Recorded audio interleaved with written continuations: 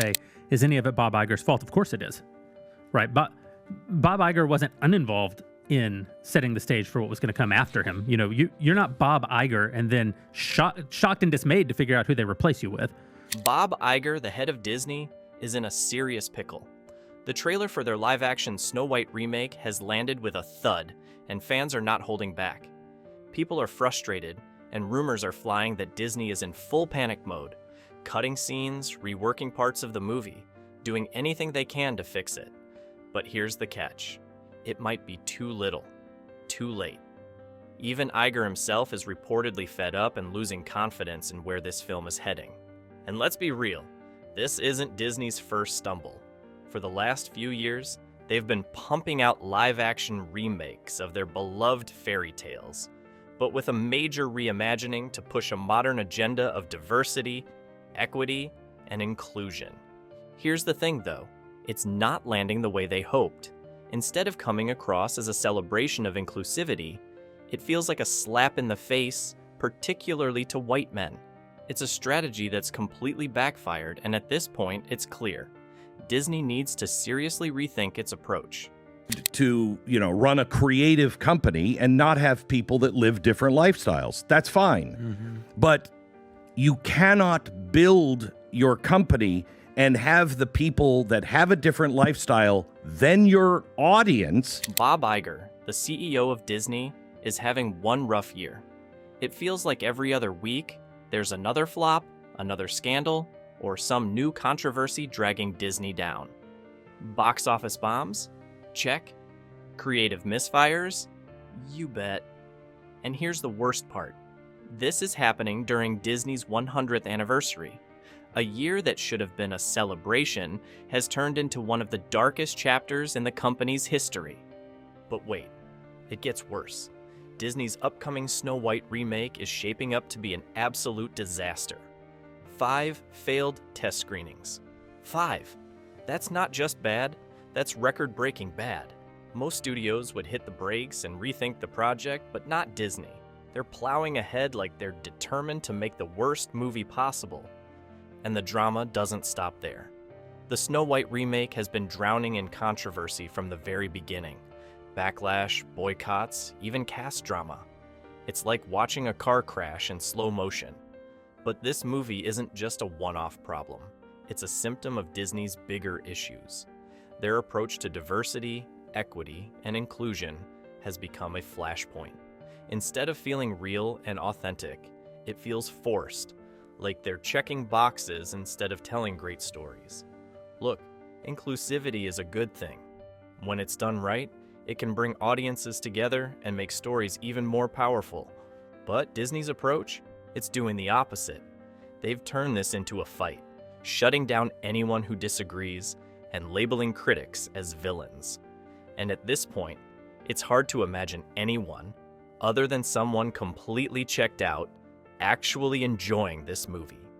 Behind closed doors, Bob Iger seems to be sweating. He's reportedly panicking, trying everything he can to save Disney's sinking reputation. He even downplayed the backlash over Snow White, promising to quiet the noise.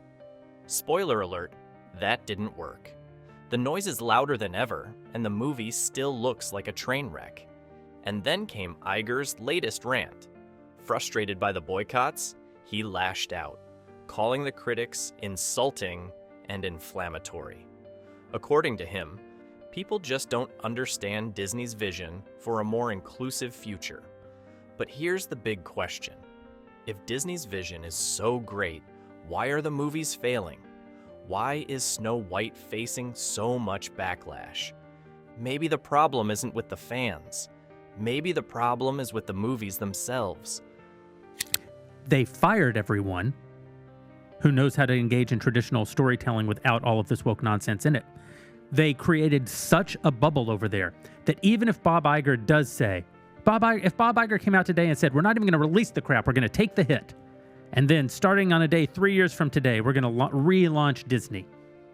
He doesn't have the team to do it. Remember those weird CGI dwarfs? Seriously, what was that? They looked so fake and cheap, it was like watching a bad video game cutscene.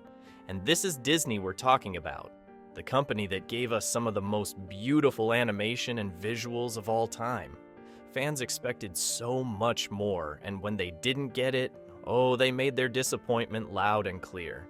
Disney really dropped the ball on this one. Fans who grew up loving the original Snow White feel like they've been let down, and it's not hard to see why.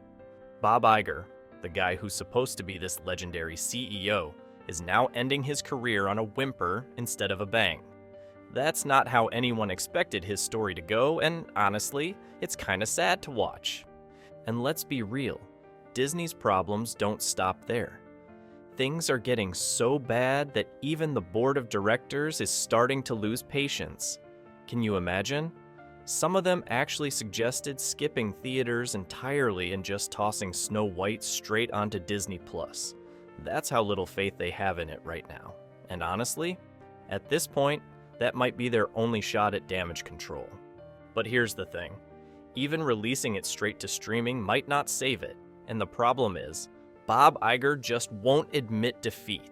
He's so determined to prove everyone wrong, even if it means dragging Disney further down in the process. And it's not just Snow White. This is bigger than one movie. Disney's entire approach to filmmaking has changed, and not in a good way. They're so obsessed with pushing their woke agenda that they've completely lost sight of what made them great. Unforgettable stories and beloved characters. Fans can see right through it, and they're not impressed. And guess what? That's starting to hit Disney where it hurts most. Their bottom line. At the end of the day, fans just want Disney to get back to basics. Stop with the agendas. Stop with the excuses. Give people the great movies they know Disney is capable of making. But let's be honest. Knowing Disney, they'll probably double down on the same mistakes and wonder why everything is still falling apart. This past summer, Disney stock had hit a 9-year low with its marketing cap falling from $350 billion in March of 2022 to $154 billion, a decline of, Vinny, you ready? They lost $196 billion in 1 year. What? It looks like Disney just can't catch a break, and 2025 isn't looking much better. The company is still doubling down on its woke agenda, frustrating its core audience, and watching its stock prices sink. Some investors are even asking the big question: is Disney sabotaging itself?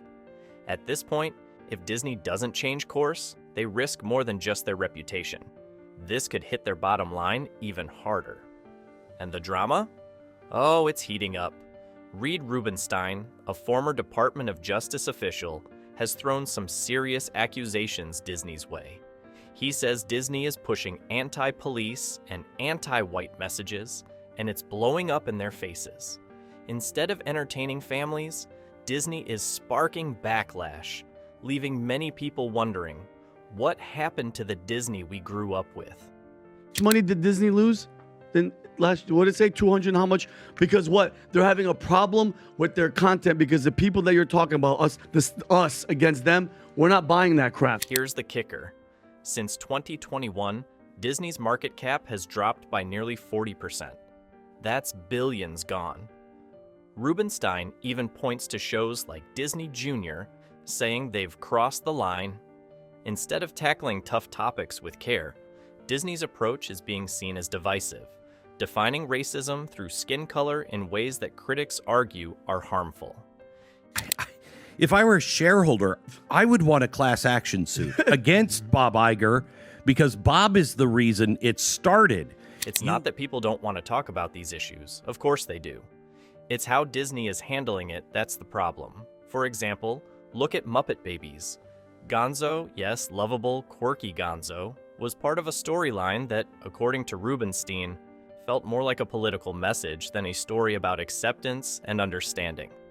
Gonzo's always been a wild card, sure, but this time it was different. The backlash was real, and it doesn't stop there. Even Marvel, Disney's cash cow, is under fire. In Ant-Man and the Wasp, Quantumania, there's a scene where police fire tear gas at peaceful protesters, and it's leaving a bad taste with a big part of Disney's audience. So, what's the way out?